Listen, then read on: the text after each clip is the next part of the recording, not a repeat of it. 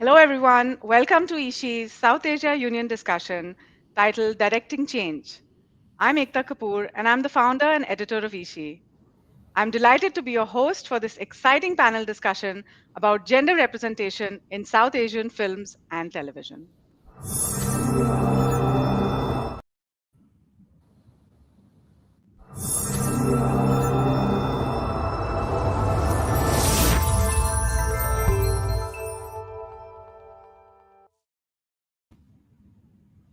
Here for the first time, eShe is a media platform based in New Delhi that amplifies women's voices and stories of our shared humanity. South Asia Union is a non-profit initiative by eShe to empower women leaders to further the cause of peace in South Asia. And for the first time, we have collaborated with SAPAN, that's the South Asia Peace Action Network, for this event. SAPAN is a coalition of over 40 organizations and more than 300 individuals working towards a visa-free South Asia, where citizens have freedom of trade, travel, and tourism, just like in the European Union. Yes, we're a bunch of dreamers. I'm honored to introduce the speakers and guests today. I'll do so in alphabetical order. First up is Aisha Gazdar, a multiple award winning filmmaker based in Karachi. Her work concerns human rights and social issues, especially women's rights. Next up is MM Vetticad, a well known Indian journalist, author, and cultural commentator. She's an advocate for women's empowerment and the representation of marginalized communities in popular entertainment. Next, we have Muktashri Chakma, an indigenous rights activist and researcher. She is Bangladesh's first indigenous woman to win the UNICEF MENA Media Award. She's a founder of SPARC, an indigenous women led organization, and a core group member of Sangat, a feminist network. Next, we have Sadia Khalid Riti, a Bangladeshi film critic and screenwriter who's currently the Showtime editor of Dhaka Tribune. Sadia has served as a jury member at different international film festivals in Italy, India, England, Nepal, France, Russia, Sri Lanka, and Bangladesh. Next up is Saloni Chopra, an actor, writer, and a filmmaker based in Australia and India. She authored a memoir, Rescued by a Feminist, and is a vocal advocate for women's rights. Her first film as a director, writer, producer, and protagonist is Coconut, an Australian feature film made with a diverse cast and crew. And we have next Shelja Kejriwal, Chief Creative Officer, Special Projects at Z Entertainment. She has produced nationally acclaimed films and pioneered path-breaking media initiatives such as Zindagi, the TV channel, Z Theatre, and Zeal for Unity. And finally, we have Beena Sarwar to present the closing remarks today. Beena is a renowned journalist, documentary filmmaker, and peace activist in the US, and I'm proud to call her my friend as well. She's the founder curator of Sapan and the founder editor of Sapan News. Before we begin, I'd like to invite viewers to leave their comments and questions in the comment section of YouTube or Facebook, wherever you're watching, and we'll air them. So because I introduced everybody in the chronological order, I'll start my questions in the reverse chronological order. So I'll start with Shelja. Um, Shelja, you are the first South Asian producer to have created cross-border content for television, web series, films, and theater. In your experience, what have been the main problem areas in the depiction of gender roles on screen in our part of the world? Hi, everyone, and great to be a part of this panel. I want to start by telling you all a small incident. So, which will probably, explain this point very well. So, I was making a film some time back. I don't know whether you all have seen it. It was called Kareeb Kareeb Single. It was directed by female director Tanuja Chandra. It was produced by two women, Shutapa Sikdar and myself.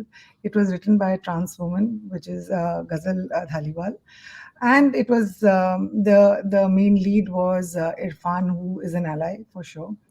Uh, the story was such that we wanted to have a character who was from Kerala as the female protagonist, as in as the female character, and she's 35, she's a widow, and she's looking for love again.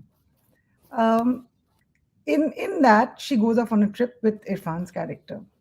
Now, when the edit was happening, a very famous, very well known industry stalwart told us that ये क्या किया है आप लोगों ने, because this film is never going to work. You've cast a 35-year-old woman. You've cast somebody who is, not Gauri Sundar Sushil looking, who may be a great actor, but who's not Gauri Sundar Sushil. And kaun aurat, which woman actually, who is who can go away with a man just for a trip? You know, her character was somebody who was 35, independent, and at the top of her game. And this was the feedback given to us, that a woman who is 35 and on top of her game, and who is, a working person, actually should not be able to, it's not going to be accepted that she goes off on a trip. So unfortunately, the industry stalwart was proven right, because he said कि North India में तो कोई नहीं देखेगा, this film. These are, so what I want to say by this illustration is कि having people make that content, who are all women, who are empowered women, who are, allies. Even then, when we try to, depict a 35-year-old played by a 35-year-old who is supposed to be from Kerala, so is not the Gauri Sundar Sushil in the, the quote unquote conventional manner. This is the kind of response that you get, and unfortunately proven right.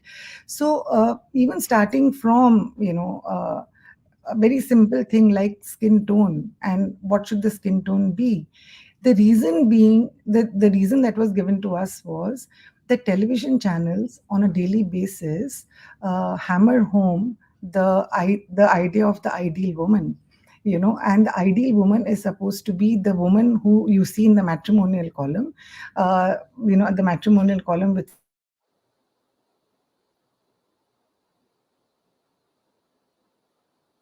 yeah, so chahiye guri sushil ladki.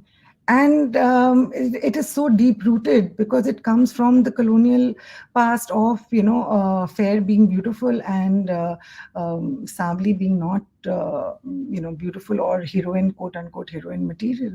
So just there, you have a small incident which, in terms of casting, or in terms of talking about a woman, and that woman being able to take her own decision, and walk, go on a trip with a man, is something that the audiences are said to not accept. So with all good Yeah. intention, uh, it just starts. So this is just one incident to explain this thing. So we face these kind of issues when we create content in South Asia.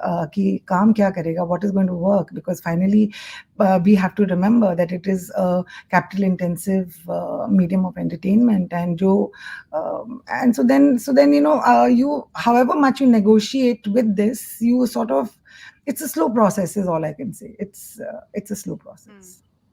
Right, right.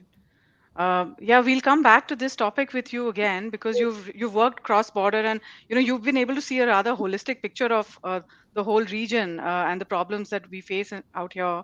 The I'll come to problem is Saloni similar. now. Yeah, The yeah, problems, what I meant was that, with this example, what I wanted to say is yeah, that the problem is similar. yeah. They're We're not similar. that Yeah, different. We're not that different in terms of, depiction of women. We're not that different in terms of how we see women in mainstream. In mainstream, of course, there are outliers, and of course, there are, people doing great yeah. work, and people doing path-breaking work. But this was just an example of mainstream, how mainstream media deals with women. Yeah, and I think today we are going to be talking about the mainstream and cinema and television, which is seen by the masses, really. Let me come to Saloni now. Saloni has also lived in different parts of the world. She's lived in Australia and India as well. And Saloni, you have also been, you've been acting, you've been in front of the camera, behind the camera.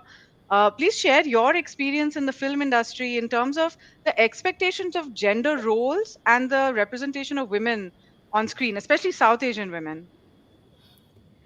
Hi everyone. So I guess for me, for starters, exactly as Shelja mentioned, it is an extremely slow process. I think things are changing gradually, but it's happening so slowly that it's going to take a while. And I think it could happen faster. It's just there's not enough people, speaking about it, and the people that are speaking about it, obviously have a lot of other things to do as well.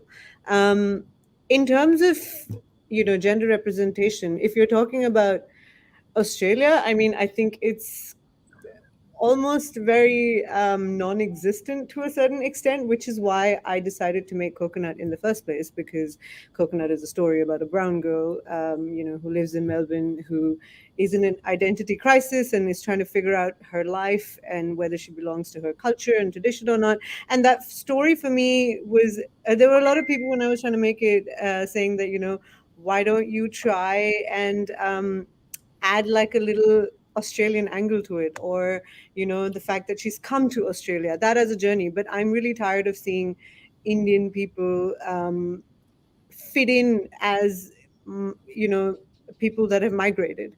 Why can't it just be a story about a girl, a brown girl who just lives there, an everyday life, without really focusing on the fact that she's not really from here?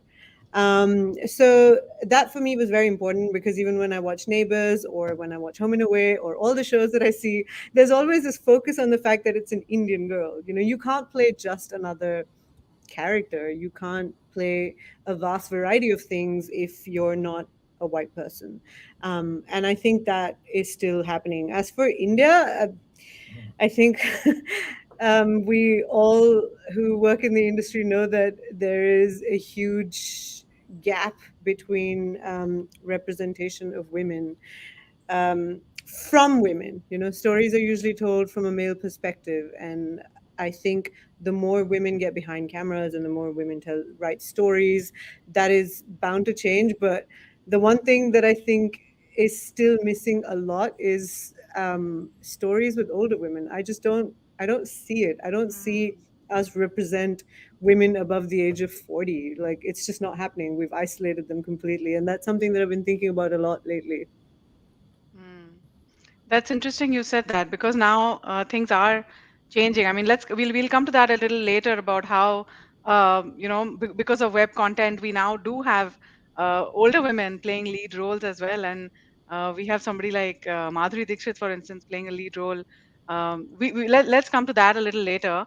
I'd like to bring in the Bangladeshi perspective now. So Sadia, I'd like to ask you at this point, can you share about any films or projects that particularly stand out for you from Bangladesh for whatever positive or negative reasons when it comes to gender representation? Okay.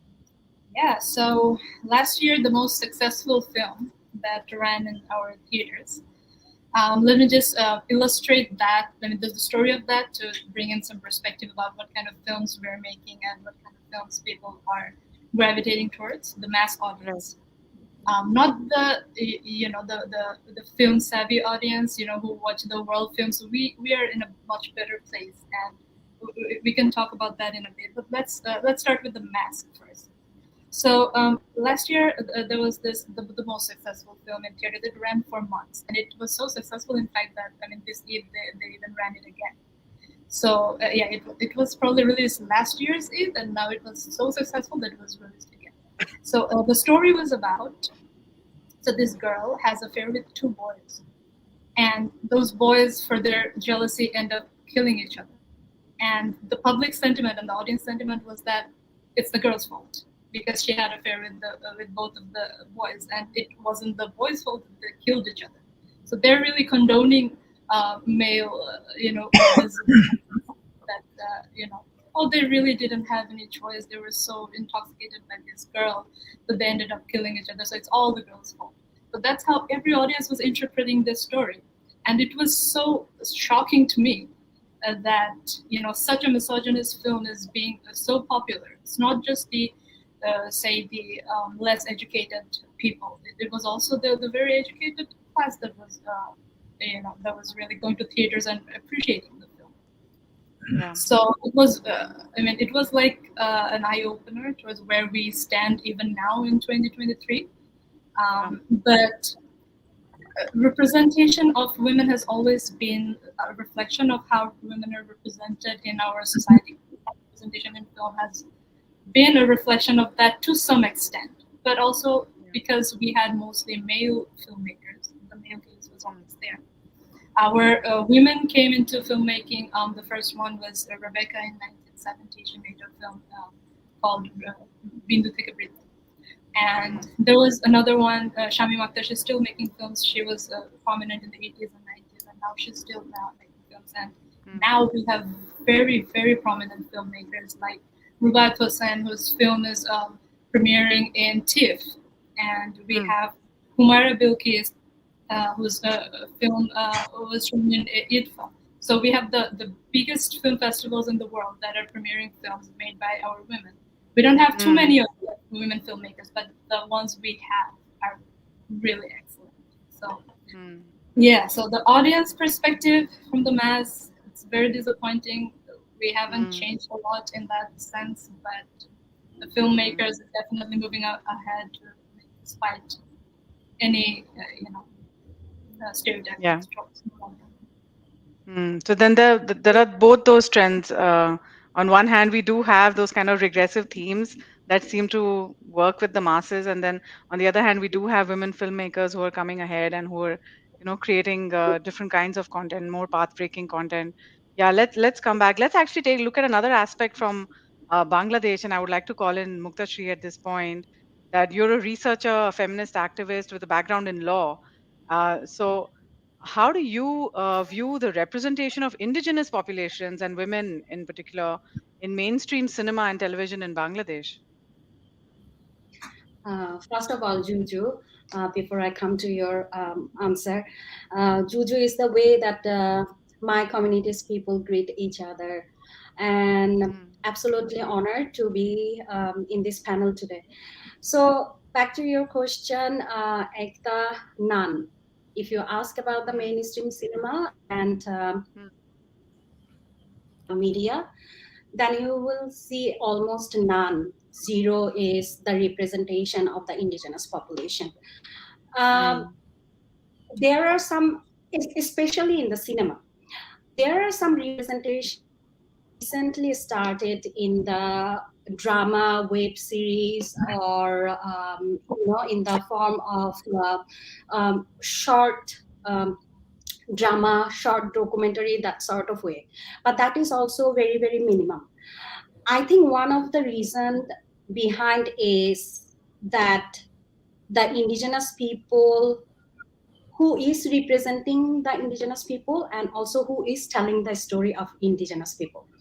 And I'm asking this question because it is important. We saw that in mainstream cinema, there were some indigenous actors, but they were never portrayed as an indigenous person from Bangladesh. They were portrayed as someone from some Asian country, like Chinese, Japanese, and they come with the kung fu and karate, that sort of thing. So who is writing the story, who is telling the story, and also who is representing it? That's a big, big, big question. And another thing is that if the indigenous people are not writing their own story, then or a friend of indigenous population who is aware of the oppression and the discrimination that has been going on against the indigenous population, if they don't know about that, then the story will be not correctly represent the indigenous context and culture and everything. And on that point, we don't have much filmmaker, we don't have much director. We actually have none. Like when I'm thinking, I can only think about one indigenous filmmaker, and I will come to that point later.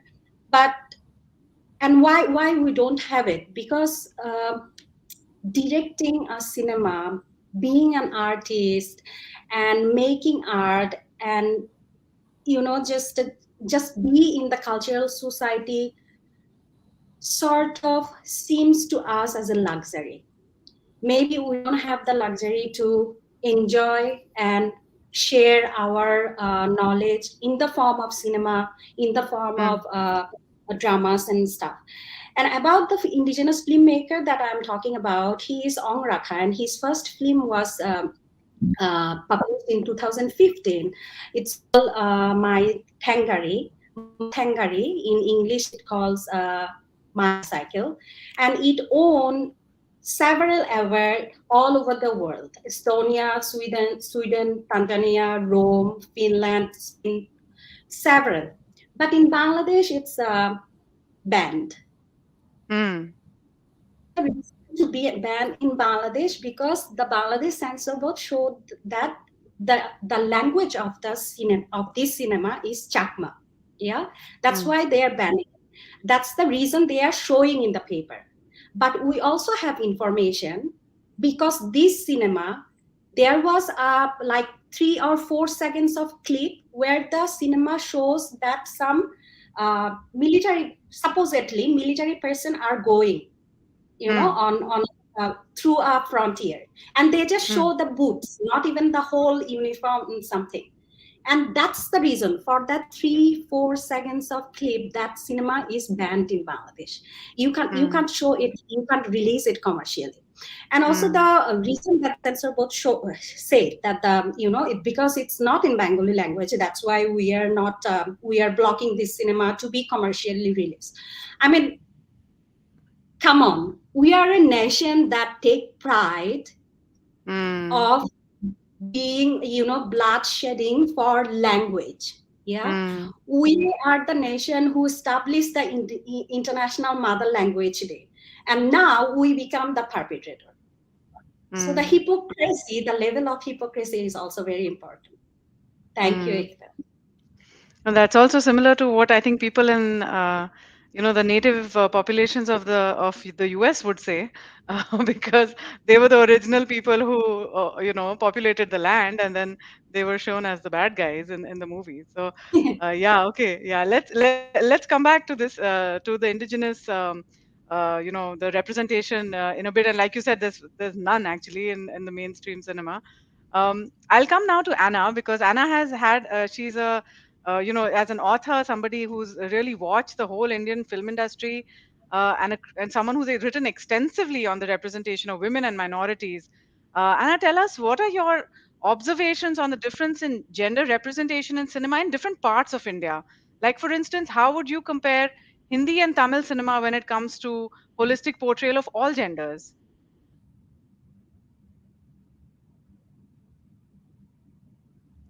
Uh,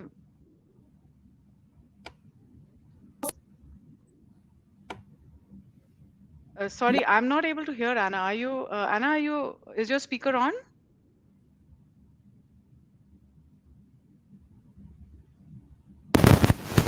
Yeah, now it's. I think it's a little loose. Yeah.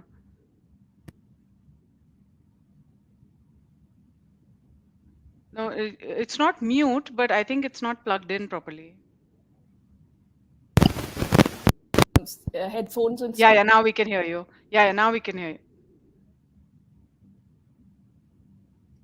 I No, think she should it's take off gone her again. headphones. Sorry. Yeah, I think you can just put on the laptop mic. Yeah, yeah. No, but I think now you'll have to. Um, no, Second. sorry. Can you Your hear me now? mic is. Can you hear me now? Yeah, now we can hear you. Yeah. Okay. So what I was saying was that while we are specifically discussing gender representation in South Asian entertainment over here, I think the state of gender representation across the world is troubling. So Mm, the fact that we are discussing South Asia doesn't mean that it's a paradise elsewhere. I'm just clarifying that for the benefit of non-South Asians who are watching this. But with regard to your specific question, I think the pandemic has been a great time for those of us who mm, are observing gender and the public's reaction to representation. Because mm, during the pandemic, people were watching cinema from people who don't conventionally watch films in languages other than their mother tongues started experimenting with language mm, cinemas on OTTs. And this translated into a fallout in theaters also. And some of the earliest theatrical hits during the pandemic were in languages other than Hindi, in mm, North India also. And this led to an uproar because people started saying Hindi cinema is finished and so on and so forth. But apart from that, the one thing that was really striking, and it should actually have struck everyone earlier too, is that gender representation across Indian languages, irrespective of the language and the state, is so troubling. And there are so many commonalities in the way gender is treated, and in the way women specifically are treated, in the way sexual harassment is glorified and treated as and portrayed as an acceptable form of courtship, where domestic violence is normalized. And you can see this in all the films that became massive pan-India hits in dubbed versions in various languages also. Yes, it's not just that there are very few films with female leads. It's also that there are films in which, even in films that are supposedly thinking films, sometimes you find women completely marginalized. Um, Even in films which are about other marginalized communities. For instance, some of the anti-caste cinema coming from Tamil Nadu, which is fantastic for the way it is mainstreaming discussions on caste, you will find almost no central female figure. And again, when it is cinema that has trans characters within the, protagonist especially, we're still at a place where largely the actor playing the role will be a male star. And we're still at a place where the representation is so bad that one has to look at the portrayals by male stars playing transgender women and analyze whether comparatively they are more sensitive, in comparison with those where transgender persons are being completely caricatured. Obviously, this is not an ideal situation because India does have transgender actors. We have had films in which transgender persons have played transgender characters, but these are few and far between. So the state of gender representation is, on the one hand, one could say that because of burgeoning OTT platforms, there is an increase in shows and films with central female characters. But that's the sort of thing we as women say to ourselves because that's the only way we can retain our sanity and peace of mind. Because if you focus on how much there is left to be done, you'll probably go crazy. The fact that even now it's 2023, and we have, there are scenes in which rape is romanticized through song and dance, as it was in the film Bahubali, which is one of the hugest Indian film hits, a Telugu Right. film. Um, and again, because I was talking about caste and how sometimes, very often, you see that even in films that seek to foreground caste, the representation of women and gender at large is problematic. There was a Tamil film called Pava Kadhaigal. I hope I'm pronouncing that correctly. And there is this, it was an anthology, and there is a short within the anthology where Sai Pallavi and Prakash Raj are playing father and daughter, and she married out of caste. And the tone of the film is almost as though there is sympathy for the father, because, if the father is angry with his daughter for marrying out of caste, the tone of the film cannot be empathy for the father, but the tone of that film was actually empathy for the father. And this is supposed to be a film that is foregrounding caste, but it's foregrounding even caste in such a problematic way. But Right. part of the reason for this is, Ekta, that very often those who control the money don't want to finance films that have women leads. Shelja has very rightly pointed this out. But I was just wondering, and I'll put this to Shelja and hope she'll address it later. I was just wondering whether also confirmation bias determines these decisions, because we have this film called Afwar right now in theaters. I think it's a very good film. It's a very bold film that's taken on communal issues in a way that Hindi cinema is certainly not these days. But it's doing, as of now, opening day collections very bad. Now, the general discussion on social media is that Indian audiences are lazy and they're not, and they only want to go for big budget masala cinema to theaters, and they'll wait for this to come to an OTT, which is a Yeah. very conventional way of looking at it. But look at the complexity. The film was barely publicized. So is it that the Indian audience doesn't want to go? Or is it that the Indian audience isn't aware of it? So again, because I want to address the example Shelja gave. Now, if Kareeb Kareeb Single had been a hit, I can guarantee that the entire media covering Hindi cinema and mm, production companies would have credited the success to Irfan Khan. But because it did not become a hit, so then the logic becomes, oh, but the casting was problematic. You have a woman who is not in her 20s, and she doesn't conform to conventional Indian notions of what a good looking person is. By the way, I think Parvati is extremely attractive, but that's a different question. Because it didn't work at the box office, the confirmation bias of the media, the audience that is assessing it, and producers comes into the picture. If we can mm, look at the complexity of why Afwah is not doing well on day one, we need to look mm, at the complexity of why Kareeb Kareeb Single didn't do well. There could be so many other reasons apart from the casting of the female lead and the characteristics of the female lead, because this female lead, Parvati, has given hits in Malayalam cinema. And at the end mm, of the day, the people of Kerala and the people of the Hindi belt are ultimately, we have so many cultural commonalities. And I think you mm, can see this with the careers of so many major male stars. A mm, major male star can have 6 flops. The media mm, will not write him off. But a Vidya mm, Balan has one flop, and everybody is saying, see, we told you, no, Vidya is an exception, and look, already she's flopping. But Vidya has given so many hits, you will not give mm, her the space. You will not allow a mm, woman the space to not be perfect in every possible way, including box office collections.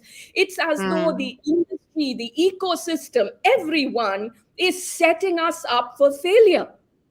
mm, So, gender mm, representation, when we talk about it in cinema and on OTTs, let us please address every aspect of it, from the money mm, bags to the audience to the money bags' unwillingness to build an audience for films mm. with women and transgender persons and people across the LGBTQ plus spectrum as Yeah. leads, casting, etc., and our Mm, society. Everyone has a role to mm, play in this. And I, as a journalist, I say that I think that my profession has also not played a mm, sufficient role in fighting against an mm, industry that does not want to fight this battle with women and the entire gender spectrum. mm. Well said, Anna. Thank you for voicing that, which I think a lot of us do feel that, it's not, there's not enough push coming from the various different stakeholders in this to get the gender representation to help it move in a more positive direction as we move forward. Okay, thanks for that. I'm going to come to Pakistan's angle now, and I'll bring in Aisha here. Aisha, you've made very interesting documentaries, and you've been watching. In fact, you're the one who pointed out to me that we should have TV as an important part of this discussion and not just films. And Pakistani TV serials are actually known for their very interesting narratives, especially revolving around families and relationships.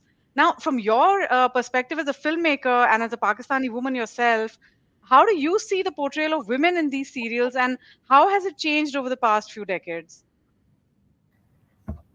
Hello, everyone. Thank you, Ekta.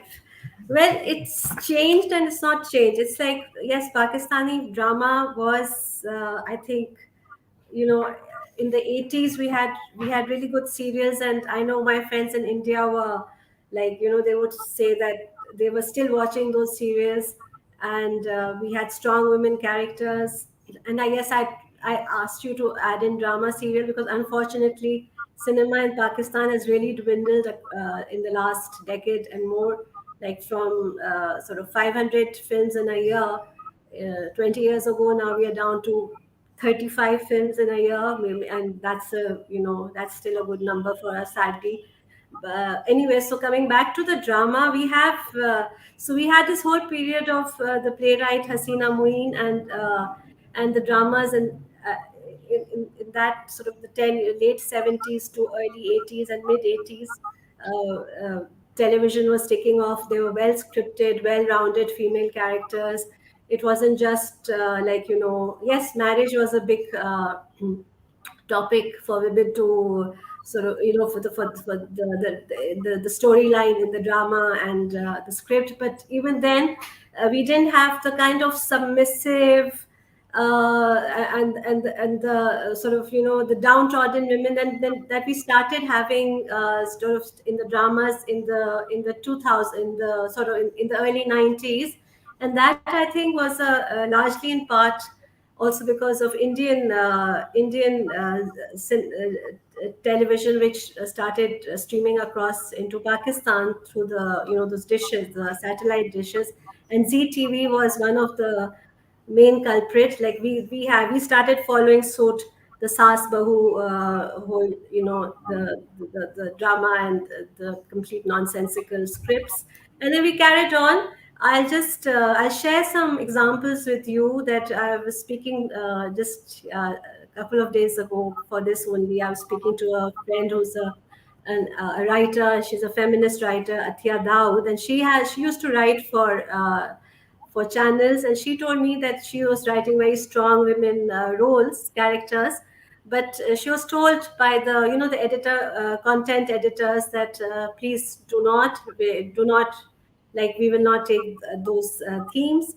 And in fact, she gave this really, it was like a horrific example, but it's really true for, I think, as somebody said, that it's not just in Pakistan and or South Asia, it's probably very much global. That she wrote there was a rape scene in the drama that she was writing, and she had written the woman to have resisted the rape, and they came back to her and they said, no, you cannot have her resisting it, let her submit to it, because we have added, the angle is in the play that she'll be raped, she will not resist, and we will have the rapist sister will then be either raped, or she will she will have a really bad sort of anjam, or like, end, and that will be his punishment. So she said, she told me, she said, no, I'm not writing this, and like, so that play was taken off from her. And similarly, so we have had, I mean, we've had, there has been a resurgence of strong characters, and I would say, especially when you have plays which are commissioned by NGOs. So we have strong content. Like right now, there's one showing on TV, which is called. I just forgotten the name. It's being shown, and so there are four daughters, or there are three daughters, and here they're showing that the daughters are working, and not just because of economic or financial. Like, because they need to, but because it's her vocation. So, I mean, things are changing, but very few and far between. And so, yeah, and I mean, I would just like to add, the OTT, I think, platform is an avenue where we can push for more of such strong roles in the mainstream, because they're really very few. We still have the very Mills and Boons and very Barbara Cartland type of theme still running, and that the girl is submissive, and then she means yes, but she's actually saying no. I mean, really sort of very, very boring, trite themes. We do not show women enjoying themselves in the public space, and which kind of translates back to what we are facing as women in the country itself. So it's, I mean, I know you want to ask me, I mean, of course, it reflects, I think, media Yeah. and film reflect very strongly on what then the society is, following through. So, yeah. Yeah. So I think that is something that all the panelists have actually spoken, that on one hand it's not just reflecting, but it's actually creating these kind of very regressive heroes and these kind of models of behavior.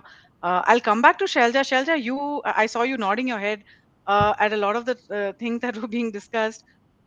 Now, your work has been about bringing together India and Pakistan on a single platform. In fact, Zindagi and Zeal for Unity brought the two countries together after more than 60 years through television and through content.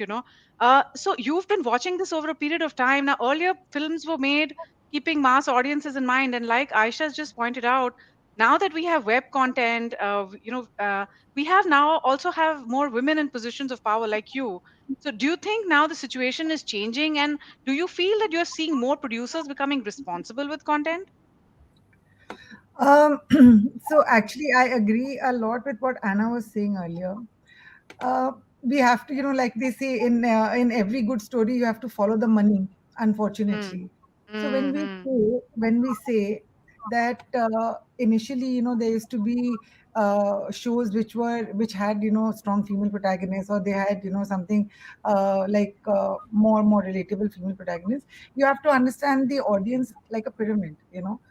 It depends on who is the audience that you're targeting at the point. So in the 70s and 80s, who were the people who could afford a television set? Who were the people who could afford to buy cinema tickets and go and see the films? And especially in terms of Right. television, who could afford the television set? Shows were Mm. being made for people, the people who were making the shows, and the shows for who the shows were getting made, the audience for who the shows were getting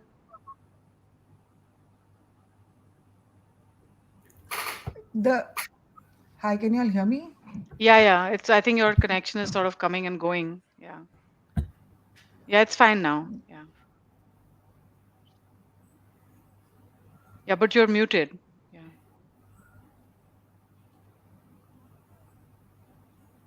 Yeah. Yeah. My signal, my Wi-Fi is really bad here, so I'll keep going Mm. off, I guess. So, it's very important to understand that it's not by chance that that the portrayal of various characters were sort of, or female characters were slightly more evolved earlier, like what Aisha said. They were more evolved earlier, and now they've become, sort of more and more regressive. The reason is one of the reasons is that the money is bet on the lowest common denominator at the time. So Mm. in the 70s, the people who owned the hardware of a television set were a certain class of people with a certain set of exposure, and so on and so forth. Mm.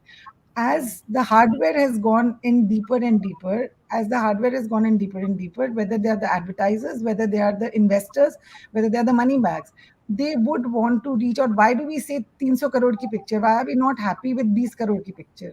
Because Mm. the you want to go deeper and deeper and deeper in terms of the audience set.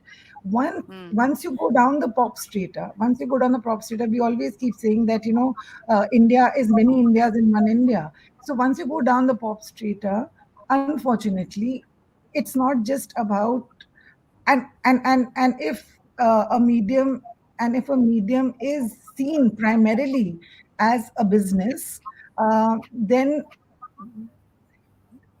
the kind of content that is asked of all the people to do is that, reach out. So an FMCG product who's advertising on your content, for example, will tell you कि कानपुर की भाभी ये नहीं देखेगी, or they will say कि फलाना, more down the pop strata, ये you have to relate to what they are used to seeing and what is the reality in their lives. So अगर उनकी Mm. reality में everyone slaps the wife, then that's what is sort of required to be done for it Mm. to.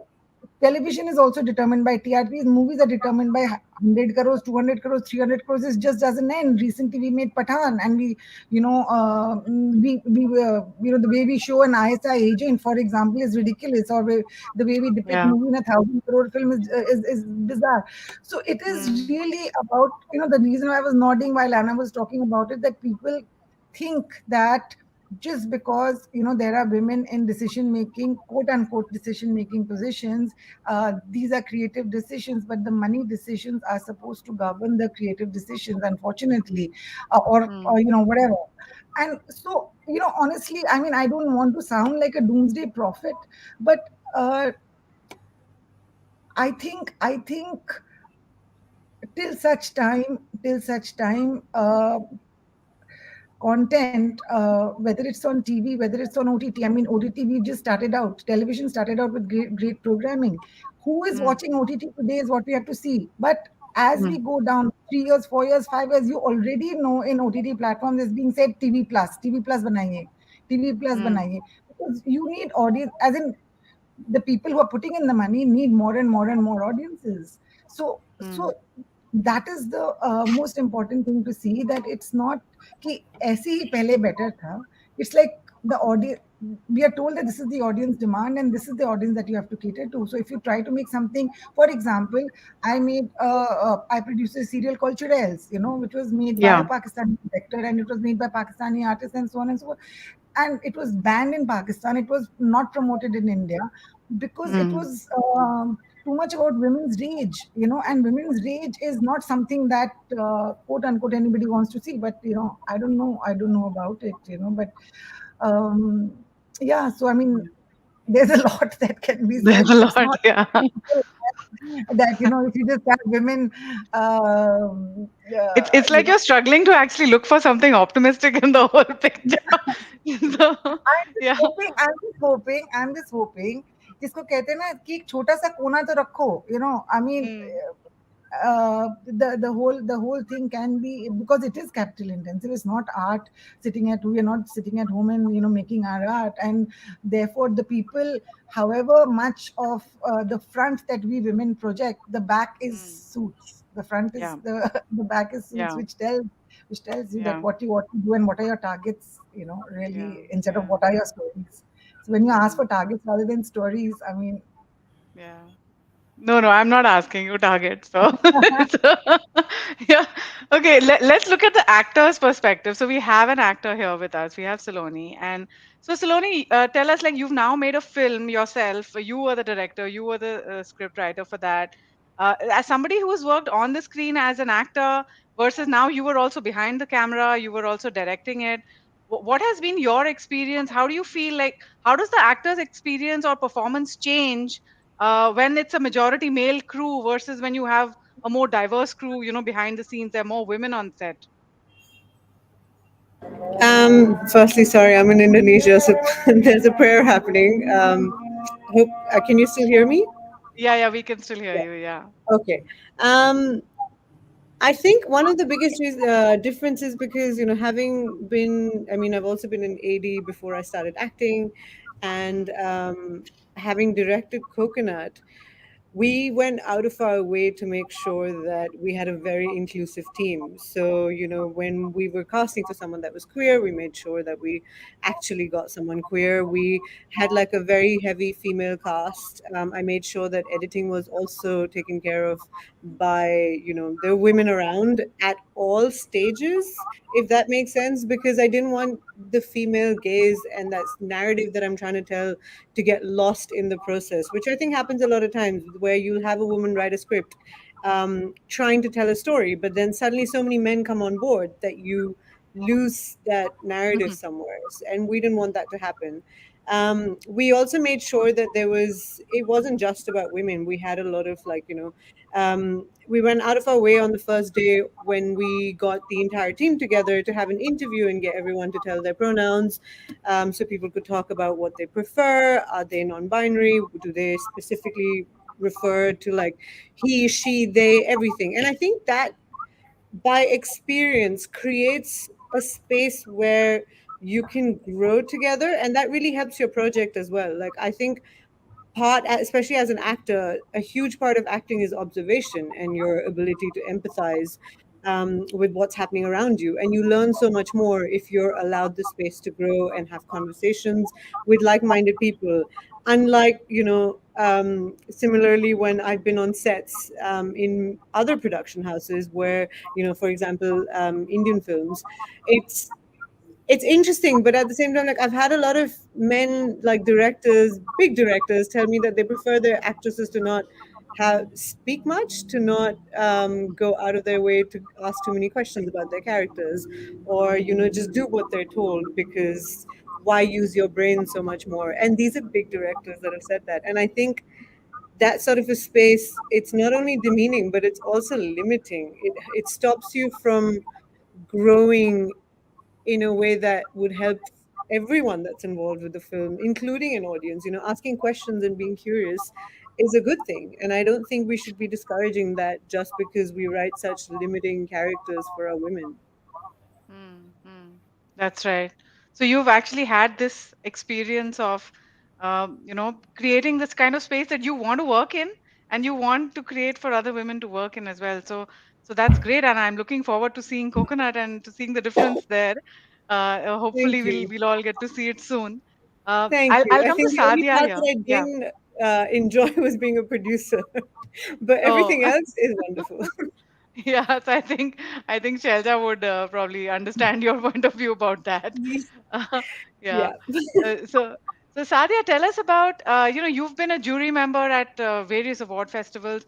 What is something that you look out for? And is there any trend that you've observed that makes you hopeful about films from South Asia, especially in terms of gender depiction and inclusive narratives?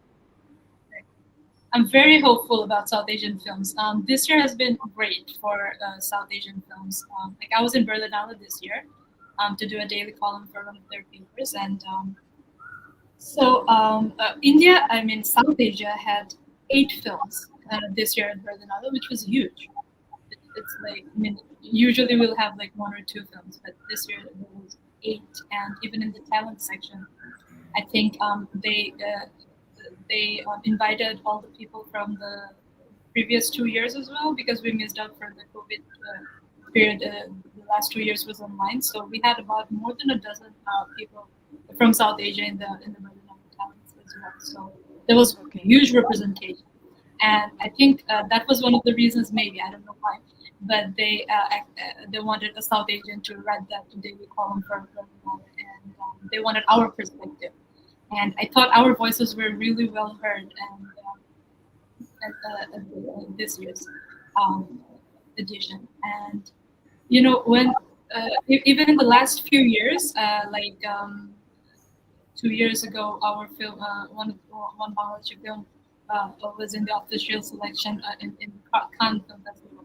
So I mean, we're really having like better representation in the European film circuit, and also in America. Like one of our filmmakers, Nuhash, had his film in South by Southwest, and he also had an award. He won an award.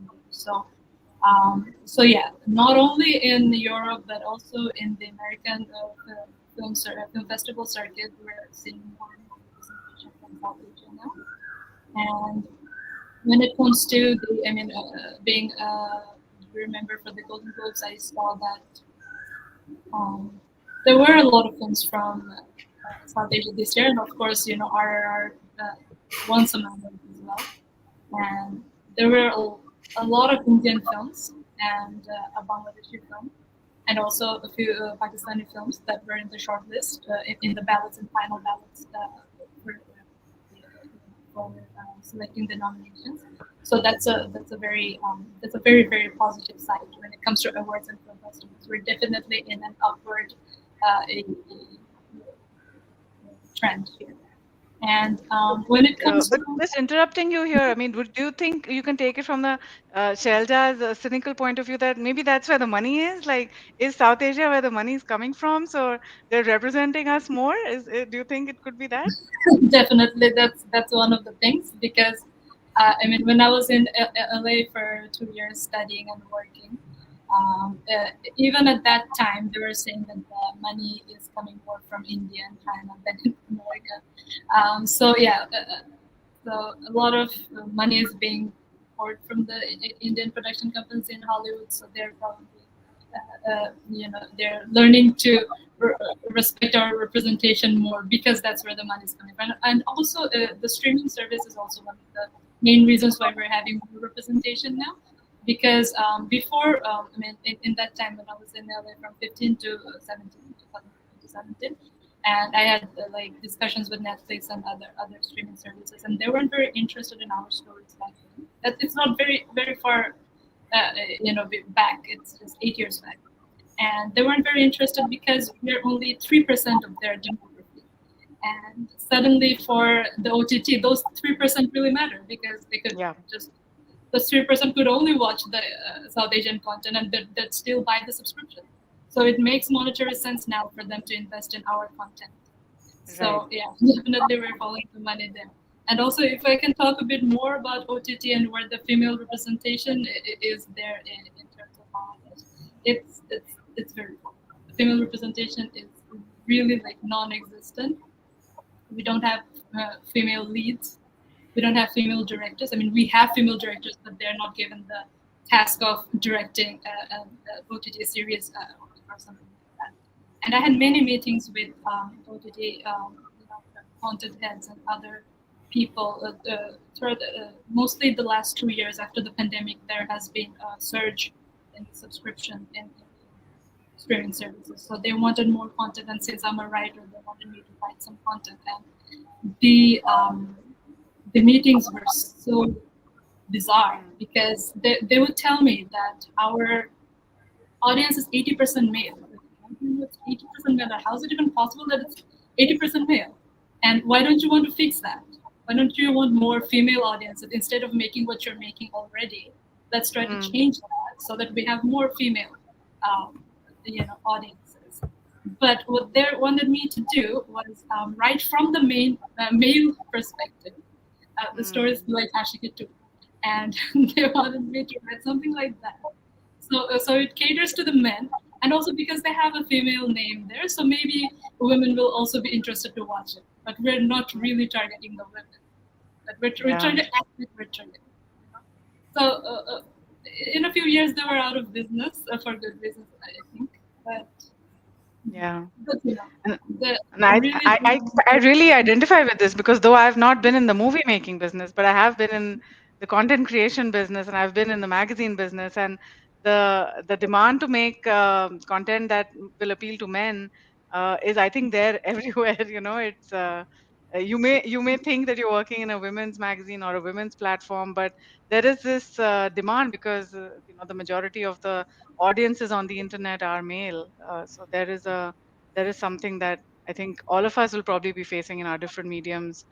Thanks for bringing up all those points there. I'm going to come to Muktashri now because I'm going to take it now to the digital medium. And Muktashri, you have been using social media and your TikTok as a space to call out patriarchy using satirical videos. So tell us, why have you chosen this medium, and what have been your observations and learnings, and with this kind of a process that you're creating these interesting videos? I think, first of all, um, as a like I used to be a journalist, so I used to work with the media very closely. And then there was a regret and frustration inside of me that how the indigenous stories are not getting properly represented, or not, telling the story that uh, they want to put emphasis on. So that was obviously one thing. And the Yeah. other thing, I think it was because, see, even when I come to the indigenous population point, Hmm. representation of that in the South Asian film and industry, it's Hmm. low, almost. And then on top of it, indigenous females are like minus something, yeah. So they are not even being represented. And I saw that there is a, especially during the COVID, there was a uh, huge rush of indigenous men, women, both. They were making contents, and those were like on the simple topic: what are we eating? How we dress. And today I have to do a prayer to Mother Earth. Very simple topic about daily life. So that was a very like that was a very good experience of me. But then I also saw that the indigenous men Hmm. are harassing the indigenous female for making contents. Yeah. I Hmm. mean, the indigenous women were facing the harassment, bullying, cyber harassment from the majority portion, from the Bengali community. Hmm. On top of that, they were also facing the problem from their own community men. Hmm. And these indigenous women, they were just talking about normal issues, and they were Hmm. being harassed for what they are wearing. Hmm. They were being Hmm. harassed for why they are talking about indigenous food.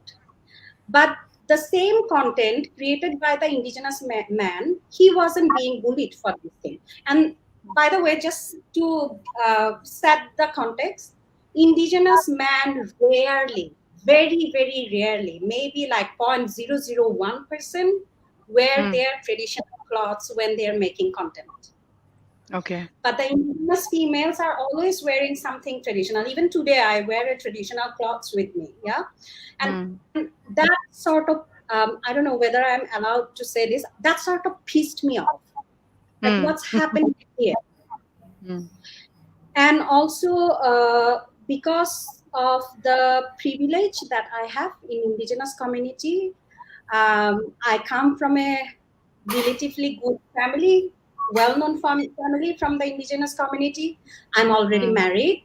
I don't have Mm. to worried about who will marry the bad indigenous girl. I have a son. So all these privileges that I have, I was thinking because many indigenous women were also reaching out to me saying that Shatidi, this is happening, how I can file a case, what I can do. And if you look into the culture of impunity and the justice system in Bangladesh, obviously for my law background, I knew that nothing will happen. Yeah. So Mm. how we get back to that? So I Mm. used my privilege and I started making content on various issues like indigenous male when there is they are not wearing clothes, then they are like this, but then indigenous female. So those Mm. sort of things. And it's actually I don't think my contents are very popular. It's basically not in the TikTok platform, that's for Mm. sure. So Mm. I Mm. regenerated them in the Facebook because in Facebook I have certain audience whom I connected with, whom I talk with Mm. regularly. So I regenerate Mm. them in Facebook. That is one sort of content. The other content was to make the mainstream community people to be aware about the indigenous people.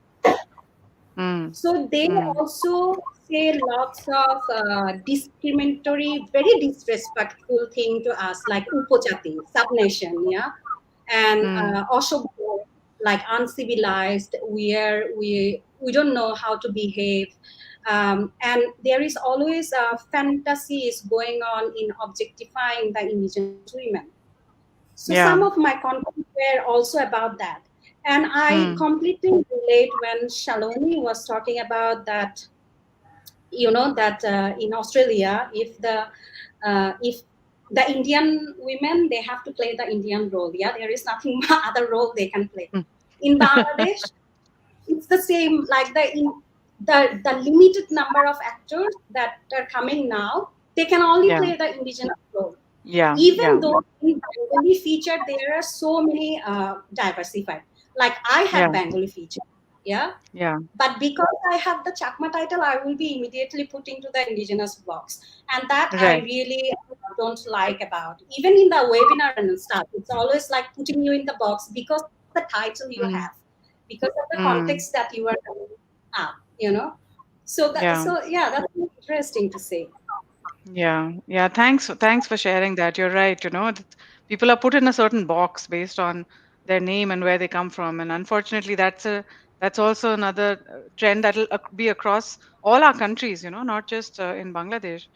Um, I'll come to Anna because I saw Anna also nodding her head at many things that you were saying. And Anna, earlier you spoke about how we portray certain male behaviors, and it's kind of normalized. There's this culture of toxic masculinity I see in Indian films, and this whole even sexual harassment of girls is normalized. There'll be a male protagonist who stalks the woman, the female lead, and she gives in finally, and that's considered normal. So how is this influencing the normal man on the street? And do you think filmmakers and film stars are taking responsibility for the damage that these movies are doing? Before I answer your question, I just want to address something Shell just said, because she pointed out that sometimes people think that just because a woman is producing, that means everything, all issues are sorted. But I've spoken to so many producers, women who are producers, and they tell me that when it comes to raising finance, the minute a woman comes to the meeting, immediately those who have the money in their hands immediately want to cut the budget.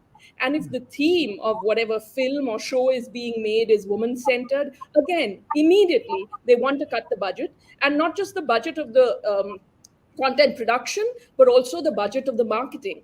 So there is such a male gaze, not just on content, but on the audience, the assumption that the audience wants what that particular man in the seat of power who is making decisions wants. And I mean, it's so hard to understand why intelligent human beings don't recognize that there is a diversity in the audience. And you, as a producer or a financier, you are coming to a project with your life experiences, whether it's your gender, your caste, your class, and so on and so forth. And how do you not see around you that there is this diverse world with people from with different experiences? And this applies to the content creation also. I remember I was doing this interview with Ramesh Sippy. You know him, of course. He made this huge, iconic film, Sholay. And during the course of the interview, because I was, prodding him about why he has not made more films with central female figures. And at one point, he said, I have to make the films that come naturally to me, right? And so this is a question I always raise with male directors, writers, and producers. How is it that content about women doesn't come naturally to you? And why are you not asking yourselves that question? Because we form 50% of humanity. How do you not see us around you? We are your friends, we are your colleagues, we are your mothers, sisters, daughters, we are everywhere. Is this, I mean, it's almost like there's a physical problem. They're not seeing us, and therefore they're not seeing our stories. This is why, of course, we need more women in content creation. But again, Ekta, there was this film, a Kannada film called Garuda Gamana Vrishabha Vahana, okay? Much discussed, even acclaimed. And I remember I saw it a while after all the reviews had gone and all of that. And I was so startled because the film doesn't have a single woman character. I mean, there's one woman who is on screen for a couple of seconds who smells something and goes to a well and realizes there's a body there. That's her role in the film. There's another woman who's a voice on the phone, and there's another woman whose back you see from a distance. How on God's earth are you making a film where there are no women? Like, how is this humanly possible? It's not just about marginalization, you're erasing us completely. So I think, I'm so sorry I've forgotten your question because I got so carried away with what I was saying. But, no, but are the filmmakers are the film stars, are the filmmakers realizing that this is creating a problem, and are they taking responsibility? Oh, yeah. Okay, firstly, they won't realize it unless we as the audience and as journalists hold them accountable, because their gaze is so narrow and limited, they don't see it, which is why they are turning to a woman journalist and saying, should I not be making films that come naturally to me, instead of asking themselves why they don't see the women, the LGBT plus persons, the Dalits, the Muslims, the Christians, and the Sikhs around them. But your question, I remember now, was about how sexual harassment and problematic male behaviors are normalized on screen. And, often the justification given is, but we are living in a patriarchal society where men behave in this fashion. So let's not be childish about it. Anybody with a degree of maturity knows that it's in the tone of the filmmaker. And the thing we are objecting to is the tone of the filmmaker.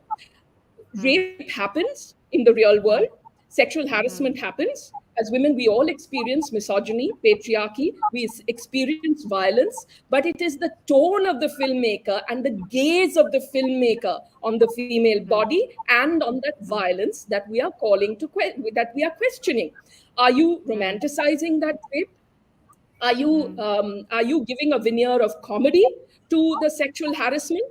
Are you treating the stalking as a natural form of courtship? Is there no character? How is there no character around that woman who is pointing out this problematic behavior? Why are you showing that the woman herself was pretending that she meant no when actually she did mean yes? And this is across Indian languages. And there's an osmosis, right? Of course, we live in a patriarchal society where women face violence all the time. Where transgender persons face violence all the time. But are you portraying a reality, or are you glorifying a problematic reality? This is the question, right? And again, the other thing. Are these Mm, films influencing the public? mm, Constantly, when you ask filmmakers this, they will say, oh, well, if films could influence society, then the whole of India would have become saints after seeing Gandhi. This is such a, mm, this mm, is such a, you're trivializing the issue over here. Firstly, we all know mm, that to push a kid over the edge and make a good mm, kid a bad is much easier than making a kid mm, who's constantly in trouble reform, right? mm, So, I mean, that's mm, natural human behavior. But in any case, when we have this whole ecosystem, which is mm, telling a young person or anybody that it's perfectly okay to mm, pester a woman who is not interested in you, and your parents are talking mm, about it as though it's a perfectly acceptable thing, and your classmates are talking about it the same way, you see the same mm, thing in books, ads, on plays, on hoardings, and in films. How mm, can you, and you are some extra special human being, how can you mm. not be influenced by all of this? And if Yeah. there is one film there that shows a Mm, woman objecting to such behavior, and if there is even one young man in the audience who sits up and says, wait, there's a woman who doesn't think this is okay, really? mhm. And that starts a conversation for that person, it's made a difference. So, I mean, it's not Yeah. as silly as a guy is going into a film that is very feminist and he emerges a feminist from the hall miraculously. Obviously, we're not saying that. But there is a Yeah. lifetime of experiences that a person goes through, and how are Mm, filmmakers, film writers, directors, and yeah. film journalists, what role are we playing in creating awareness? I'm not making Mm, films, but at least the least I can do is question films that are portraying women and violence in this terrible fashion. And yeah. let me tell you, Shelja, you were talking about the battle of being a producer. Let me tell you that I've been a journalist now for 29 years, and it took such a long time for me to get out of this space where I was being constantly told that I am too serious and that I need to Mm, lighten up because films are just fun and they're frothy, and I should look at it and just be have a giggly approach to writing and reporting on them. And of course, there were spaces that there was limited space for the kind of writing that I do earlier, and that space is becoming even more limited right now.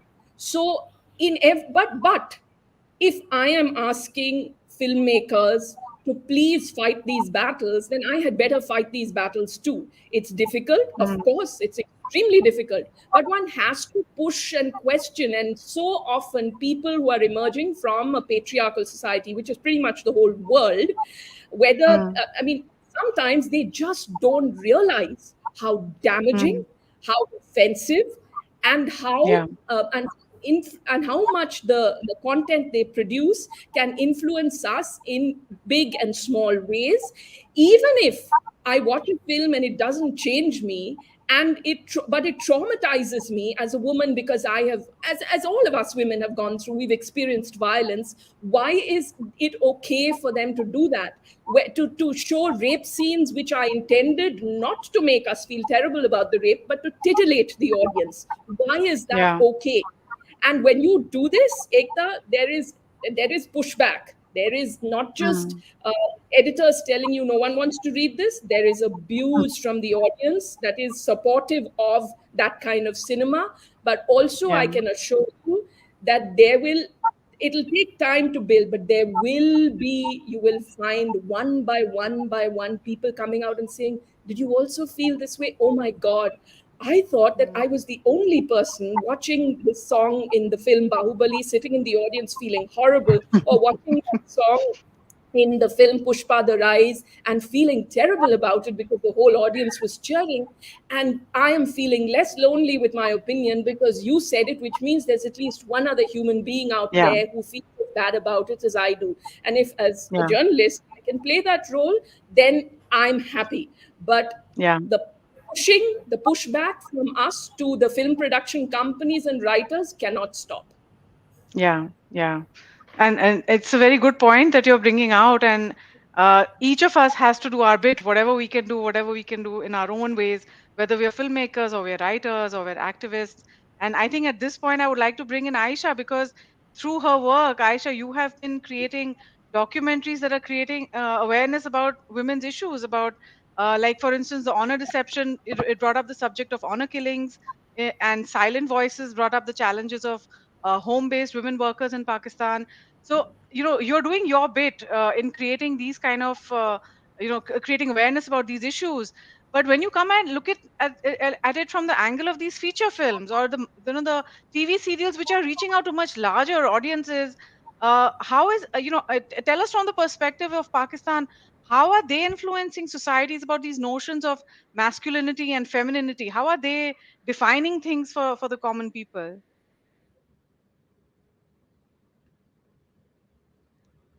Sorry, your voice has gone again. Yeah, yeah, now it's fine, I think. She's on No, mute. yeah, yeah, you're on mute actually.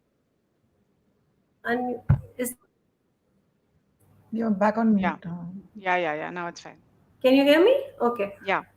Okay, so before I actually, so I just give you an example, and this is actually even before my films on honor killing and the women at work. This actually happened in India. I was making a film across the region. This is in 2003, so really more like almost 2004, so really 20 years ago. And this film was looking at the region in South Asia and how women's rights are sort of we have commonalities and in the struggle that we face and how we've all signed an international instrument and how we can actually redress those rights. So it was like kind of a looking at the whole kind of a kaleidoscope of the region through a feminist lens, and I was particularly looking at violence against women. So I was in Bombay, and I was staying at a friend, and there was a serial by the other Ekta Kapoor, produced by the other Ekta Kapoor, and they had shown the woman. So this is a friend who's an activist, and they had shown in the serial the woman who had gone for her paternity, the test, the ultrasound test. Now I didn't Hmm. even know that was banned in India because of the sex selection. Yeah. And so the activists took up that serial, that episode, and they went to court, and they had to apologize. So to Hmm. come back to what Anna was saying, that yes, there is pushback. We can, I mean, except that it's just so little, and it's so, like, I mean, few and far between, that it just gets muddied, and it just sort of it disappears in the onslaught of the the patriarchal roles that we are seeing all every day. So I Yeah. mean, I'm just giving you that example. And yes, of course, films, I mean, I will completely agree, and I will contest this argument that films and media are not a tool for social transformation. They are, except that people who have the control of those who are at the head of these channels or the production houses, they want to sort of use it for their end. And I mean, female audiences in Pakistan, I think for the dramas at least, they outnumber men Yeah. by a large number. But I Yeah. mean, to say that, oh, this is what they want to see, no, I mean, show them something different. Even if they want to Yeah. see, they do not want to see a girl being slapped because of what. I mean, we had this popular serial where the woman was slapped because she was Hmm. wearing something she wanted, and her mother-in-law was objecting, so the husband went and fitash slapped her. I mean, Yeah. you cannot. And so I just feel that we have to have watchdogs protesting this. I mean, pushing back. And unless and Yeah. until we don't have that on a very regular basis, we're just Yeah. going to be like, talking to the converted and Yeah. not finding results. And Yeah. and I wanted to actually, talk about like Therese in my first like when I was discussing, Hmm. and I thought Hmm. that was like, yeah, it was kind of, thriller noir, and hazara hatke, but it was a very interesting premise. People who I watched it, and I think I was the lucky ones to log on before they banned, and I Hmm. found it very interesting. Of course, it had, I mean, but it was because it was the director was a man, but it was a very female-driven serial. All the main Yeah. characters were women, and it was a very women. But I would be interested to know how it went down in the Indian audience. Maybe the sort of the novelty factor that it was like, Pakistani women acting. But so we, I mean, and yeah, and again, to go back to your question, Ikta, that yes, of course, I mean, documentaries do make a difference. And I mean, I would say I was lucky because this film that I made on the women workers, I mean, obviously, so it was used widely by the NGOs who were working on that issue to push for laws. I mean, obviously, the Yeah. film didn't make it happen, but just the visuals. I think Yeah. we know how important visuals are. So why not Yeah. use that to, and this thing about market forces, I mean, okay, so market forces. So we had Ramzan recently, and Hmm. most of the ads on the social media platforms, so there's a change, there's been a sea change, that these Hmm. ads are now like either showing men working in the house, they're washing clothes, they're cooking. So they're Yeah. bringing little sort of the differences, I don't know. So they can do it, it's just maybe just sort of relegated to maybe just a season or whatever. Or and then people come up with, oh wow, oh what a great ad, and they've been with for cooking oil or for detergents. But so they do it when they want to. So it's just like, I think that a lot of pushback is required. And but I also know that market forces. And I mean, you're talking about big productions. So yeah, but Yeah. I just feel that more women talking about it, at least, and organizations, it has to be done collectively. And maybe Yeah. as a regional, I mean, talk about collaborating more, like with India, with Sri Lanka, with Bangladesh, having many more collaborations. Hmm. Hmm. Agenda, like, sort of have entertainment. You don't have to have, you can have serious stuff in an entertaining way. You don't have to have it in Yeah. a boring morose, manner. Yeah. So Yeah, yeah. actually, there's just so many aspects of everything that we have discussed today. There's the aspect of social media. There's the aspect of depicting gender violence, depicting LGBTQ. There's just so many things to cover, which, and I think we're running out of time now because we just brought in so many different perspectives, and perhaps we need to carry forward this conversation as all of you have brought in such diverse points of view. But I think it's seeing the time constraints as well. Everybody's busy. Well, all of you are doing exciting things in your life. So I think let's wrap it up now. And at this point, I would like to invite Beena. Beena has been observing and writing and noting down things. So Beena, what would you now have to say about, what are your closing remarks about the whole conversation today? Yeah, thank you, Ekta. Thank you so much, first of all, for inviting me and for inviting such a diverse panel of really wonderful women. I learned so much from each of them, the points they brought out and the issues they highlighted.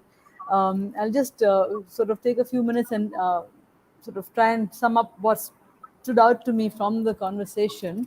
And then I have a few things that I want to say, but maybe I'll mix it up a little bit. So, just to take up what some of the people said at the end, Aisha and Anna, about the pushback, about the importance of pushback and the need for the pushback and the need for a watchdog. So, I was reminded. So, your topic is about film and television, and I'm really glad Aisha brought up the ads part of it, because ads, of course, are part of media as well, and they influence society also. And they also so do TV shows, and we all know about these these morning shows, and the shows that talk shows and all that, and there's so many now hosted by women as well. And of course, as so many of the speakers pointed out, just because somebody happens to be a woman doesn't mean that they will bring a gender perspective to Right. the production. And they might actually be like maybe have a more male oriented or patriarchal, let me say, vision or view. Yeah. um, just because somebody is a female politician doesn't mean that politician is going to have to be gender friendly. It's they might have take forward a patriarchal point of view. So women can be, I just want to, I guess, say that it's not about male and female or femme, as the term now is, as I was told the other day. It's not, you can't say female anymore, it's femme.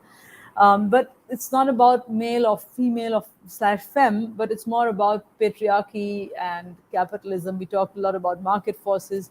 And I was reminded about about the importance of a watchdogs and the importance of collective action.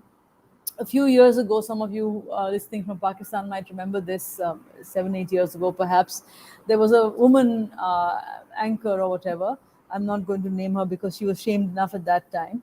But she did this morning show, and in that morning show, she went around to the parks around the city she was in, and she did a chapa, like she accosted couples who were sitting together or holding hands or whatever, and she asked them for their nikah nama, for their marriage certificate. Now, it is A, none of her business. B, she was obviously probably pushed by the producer to do this, but I don't know who originated this thing. And C, it was a terribly dangerous thing to do in a conservative society where, some of these couples might have been, hiding from their families, or they might have been intercaste or interreligious, or, something, and their families may not know. And of course, young people everywhere will go out and try and, go on dates. And why should that be criminalized? And this woman, producer, anchor, whatever, she went around asking them for their marriage certificates, which is a leftover thing from the Ziaul Haq times when sex outside marriage was criminalized in Pakistan, and it still is. And the police were empowered to ask for the nikah namas, for the marriage certificates of any couple. And but I think what we did, this was actually a really good example of how collective action, like it blew up on social media, which was fairly new at the time. But we made a collective called Citizens for Free and Responsible Media, and we really lobbied very hard, and to say that this should not be allowed. And she had to apologize, and she was actually fired from that TV channel. But of course, that was a long time ago, and there have been similar chapa mar kind of programs, attacking transgenders, for example. And I'm speaking about Pakistan specifically, these sort of reality TV shows, and attacking, running, going after, like where the media, where the journalists are playing the role of judge, jury, and exposing what they think is wrong. Morality, sort of the morality policing kind of thing. So the morality policing, I guess that's one point I'd like to bring up, and the point that even though there is morality policing going on in all our countries to some extent, when there is a pushback, it can result in some kind of action, to bring it, highlight it, and to give a platform to those who are opposing that kind of mindset, the evolution of society as we see it. Um, Another point I wanted to bring up was a couple of films that stuck out to me. Maybe these are disjointed thoughts, but I just wanted a couple of. I don't watch a whole lot of films. I don't watch a lot of serials, but I watched a couple of Indian films. Three Indian films I'll just mention, which some of you may have watched. One was Madam Chief Minister with Richa Chadda in the role of a female politician who basically plays a very devious role to reach power.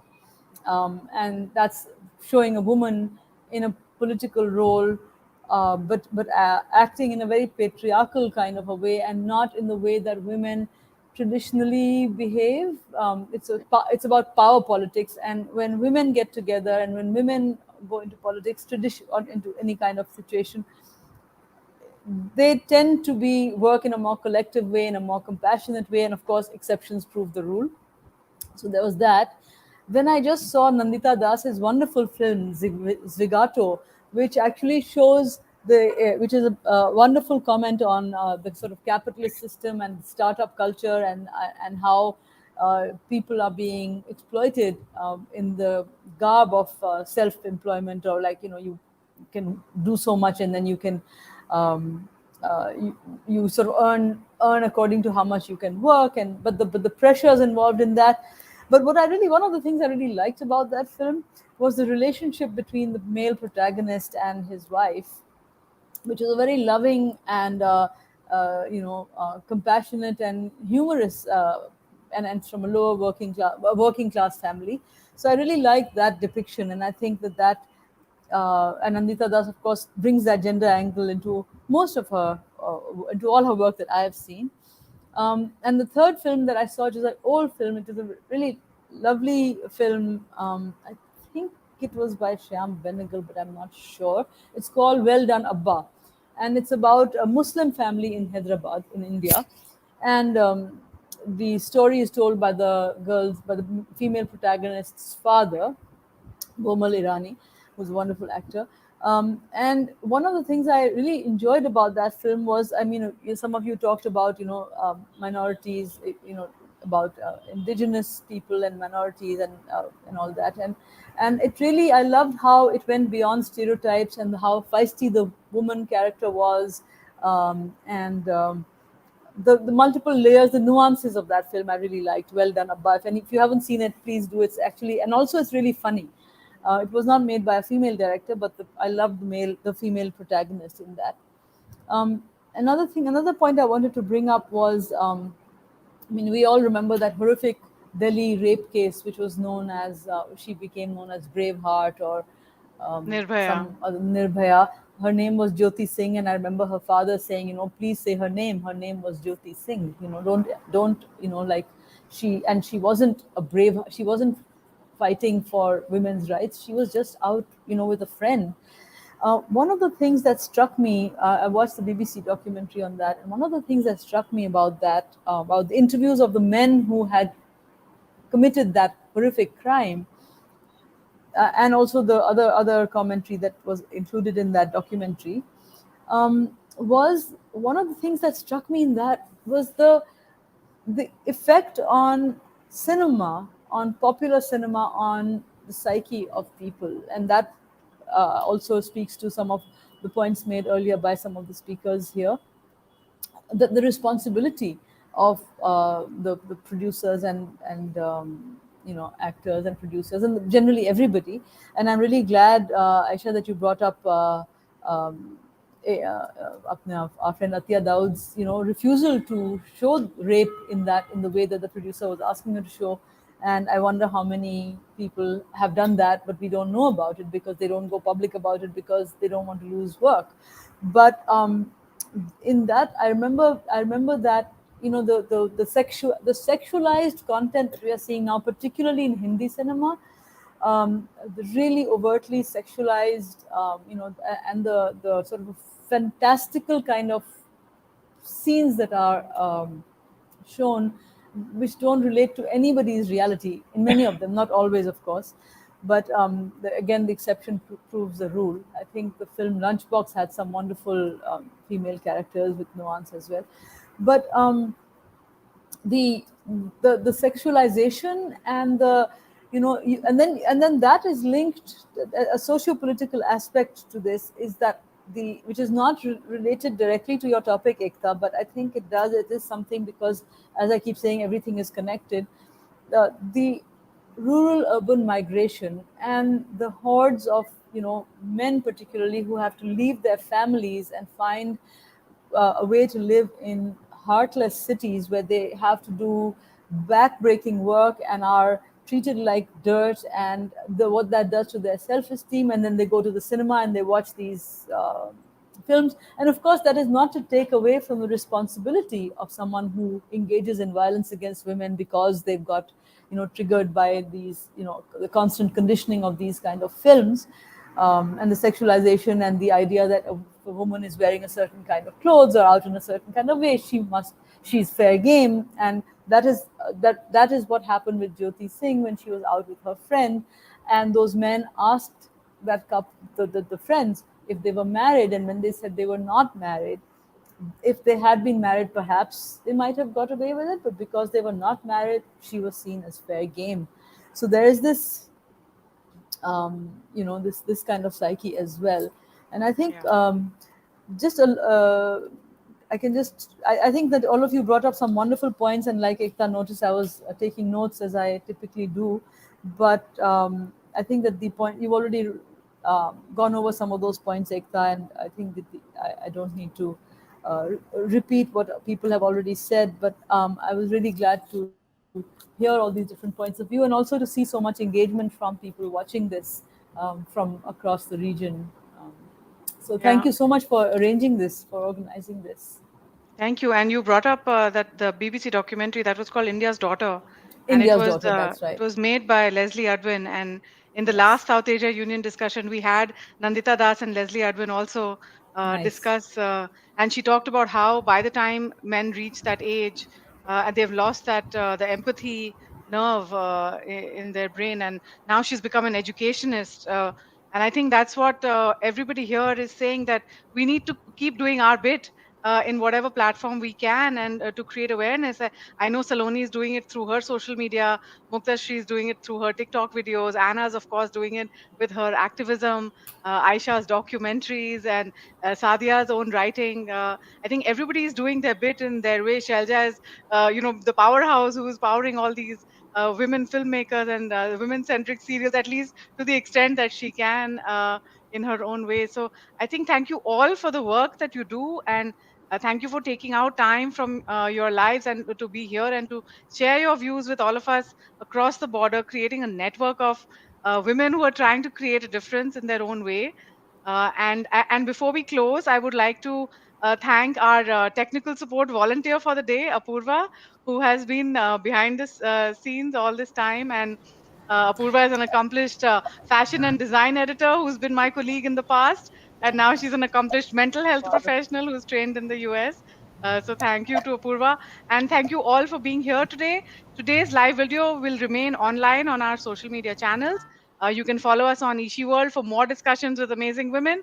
And please do think of signing Sapan's petition. We have a petition on change.org for easing visa restrictions in South Asia.